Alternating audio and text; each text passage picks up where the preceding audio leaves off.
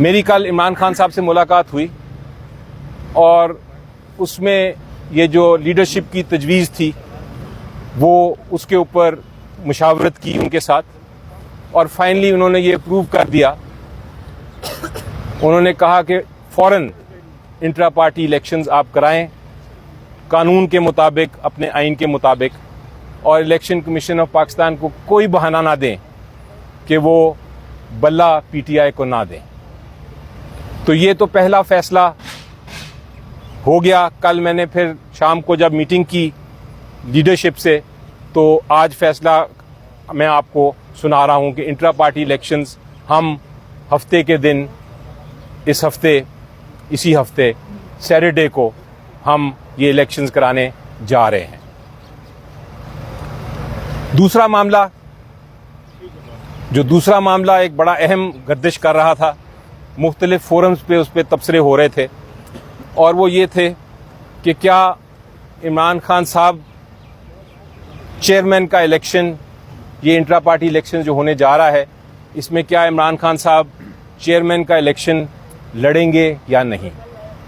जब इससे पहले मेरी मुलाकात हुई थी इमरान खान साहब से जेल में, तो उन्होंने कहा था, आप जो मेरी कानूनी टीम है, आप मुझे 2 मशवरे दीजिए। पहले ये कि क्या मैं ये इलेक्शन कानूनी तौर पे लड़ सकता हूं कि नहीं, और दूसरा कि अगर मैं लड़ सकता हूं तो क्या खतरात नज़र आते हैं आपको, क्या खतरे हैं कि पीटीआई को जो इलेक्शन है उसको इलेक्शन कमीशन ऑफ पाकिस्तान फिर भी कलअदम करार दे देगा सिर्फ इस वजह से कि मैं इलेक्शन में हिस्सा ले रहा हूं। उस मीटिंग के बाद कानूनी टीम बैठी और हमने पहले जो सवाल था उसका जवाब ढूंढा। हमारे मुताबिक जो इमरान खान साहब हैं उनके खिलाफ सिर्फ एक मुकदमा है, एक केस है जिसमें फैसला हुआ है, और वो है तोशाखाना का केस। और उस तोशाखाना के केस में उनको सज़ा एक लोअर कोर्ट ने सुनाई गई।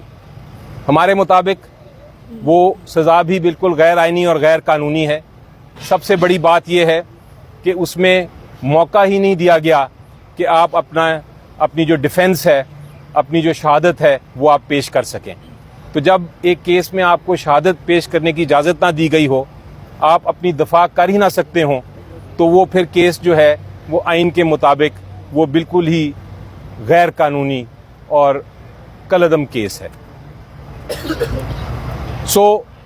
दूसरी बात यह है कि जिस किस्म का इल्ज़ाम लगाया हुआ है, उस इल्ज़ाम की वजह से आप वैसे भी डिस्क्वालीफाई नहीं हो सकते।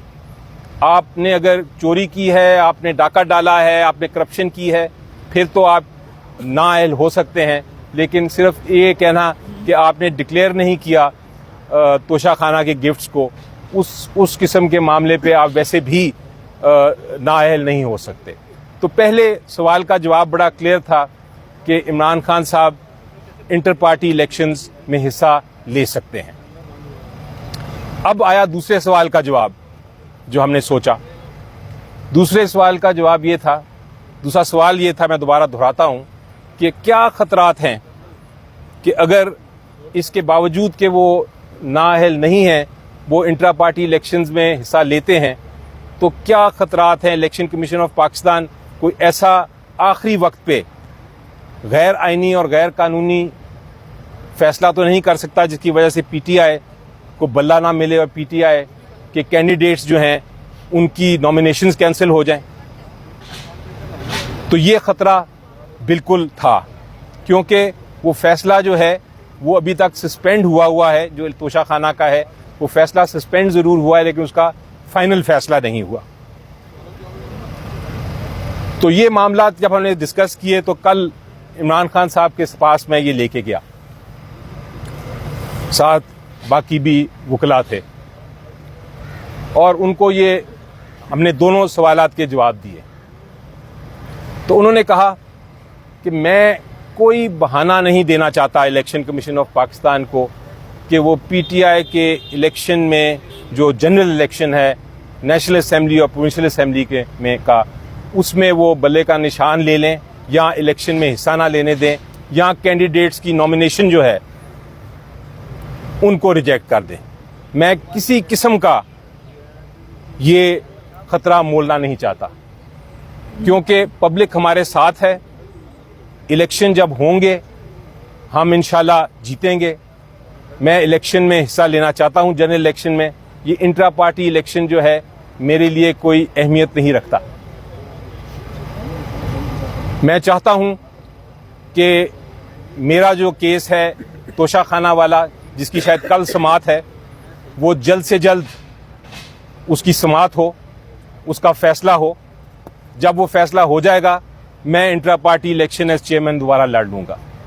फिलहाल आर्जी तौर पे आप अरेंजमेंट करें कि ये इलेक्शन कराएं, इंट्रा पार्टी इलेक्शन। इसमें जो भी इलेक्शन के तकाजे हैं, जो भी पैनल है, वो पैनल मैं अप्रूव करता हूं। आप जाके ये फैसला लीडरशिप से करा लें और फिर उस पैनल के जरिए इलेक्शन कराएं। तो ये दूसरा उनका फैसला कल मैंने रखा सीनियर लीडरशिप के पास और वो सीनियर लीडरशिप ने वो भी अप्रूव कर दिया। सो इलेक्शन जो है इंट्रा पार्टी इलेक्शंस, वो आर्जी तौर पे इमरान खान साहब जब तक इनका तोशाखाना के केस का फैसला नहीं होता वो ये इलेक्शन नहीं लड़ रहे। तीसरा सवाल ये आया कि उनके नॉमिनेटेड पैनल पे कौन कौन होंगे, क्योंकि कैंडिडेट्स जो हैं इंट्रा पार्टी इलेक्शंस के वो कौन कौन होंगे, उसके ऊपर मुख्तलिफ लोगों के नाम आए, डिफरेंट अपॉइंटमेंट्स हुई और ये भी नाम आया फाइनली कि चेयरमैन उनका नॉमिनेटेड केयर टेकर चेयरमैन कौन होगा। यानी जब तक कि वो अपना इलेक्शन नहीं लड़ते इंट्रा पार्टी चेयरमैन के लिए वो कौन होगा। बहुत से कदावर शख्सियात के नाम सामने आए, लेकिन फैसला ये किया गया कि वो जो कदावर शख्सियात हैं वो मुस्तकिल ओहदे संभाले हुए हैं पार्टी के। वो उनको आर्जी ओहदा देना मुनासिब नहीं है। इसलिए हमें कोई ऐसा शख्सियत चाहिए जो कंट्रोवर्शियल ना हो और जो केयर टेकर मोड का ये आर्जी तौर पे ये जो अरेंजमेंट है उसका किरदार अदा कर सके।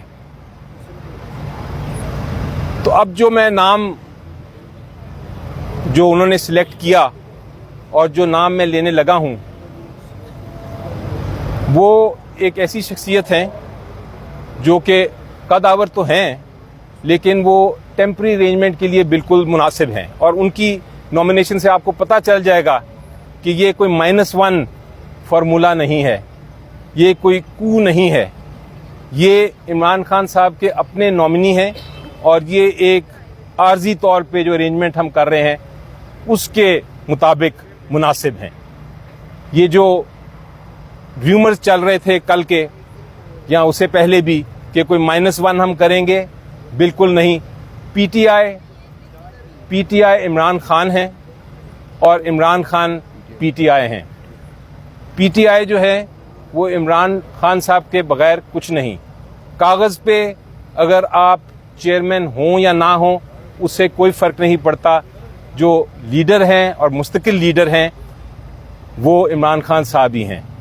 अभी चूंकि हमने कानूनी जो हमारी कार्रवाई है वो पूरी करनी है, कानून के तकाजे पूरे करने हैं, इलेक्शन कमीशन का गैर आइनी और गैर कानूनी जो ऑर्डर है उसको हमने इम्प्लीमेंट करना है, तो हमें इसलिए ये करना पड़ रहा है। और अब मैं आपके सामने वो नाम लेता हूं जो इमरान खान साहब ने नाम बताया, वो हैं बैरिस्टर गौहर साहब। बैरिस्टर गौहर साहब जो हैं हमारे बहुत लीगल टीम के अहम ओहदेदार हैं, एक रुकन हैं और वो ये टेम्पररी जो उनका एक नॉमिनेशन है वो उसको इंशाल्लाह पूरी तरह निभाएंगे। इसके अलावा अगर कोई सवाल हो